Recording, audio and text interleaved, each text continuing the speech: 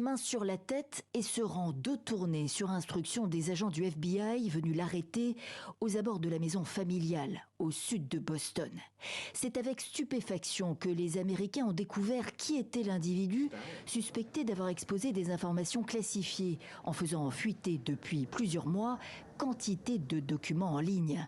Un Américain, 21 ans, spécialisé en sécurité informatique, famille de militaires, employé lui-même de la Garde nationale de l'armée de l'air. Le ministère de la Justice a arrêté Jacques Douglas Teixeira dans le cadre d'une enquête sur les allégations de soustraction, de recel et de transmission non autorisée d'informations classifiées relatives à la défense nationale. Des charges lourdes qui devraient être spécifiées à l'intéressé dans la journée devant un tribunal de Boston. Pourquoi le jeune Américain a-t-il divulgué des secrets de défense ? Avait-il conscience de ce qu'il faisait ? A-t-il agi sciemment par militantisme pour nuire aux intérêts de son pays ?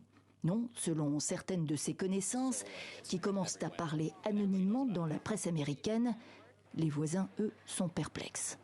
C'est fou, c'est une petite ville ici. Rien de mal n'arrive jamais. L'enquête au pénal, elle, se poursuit. Les autorités ont tenté de minimiser l'impact des fuites, à commencer par Joe Biden. Je suis préoccupé que ce soit arrivé, mais il n'y a rien dont je sois au courant qui ait des conséquences graves.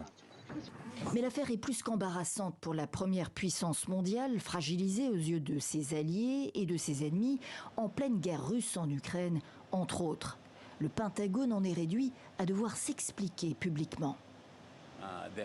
Nous avons mis en place des lignes directrices strictes pour protéger les informations classifiées et sensibles. Il s'agit d'un acte criminel délibéré, une violation de ces directives. Je pense qu'il est important de le comprendre. Le Pentagone affirme apprendre de la situation. La sécurité, de toute évidence, était insuffisante.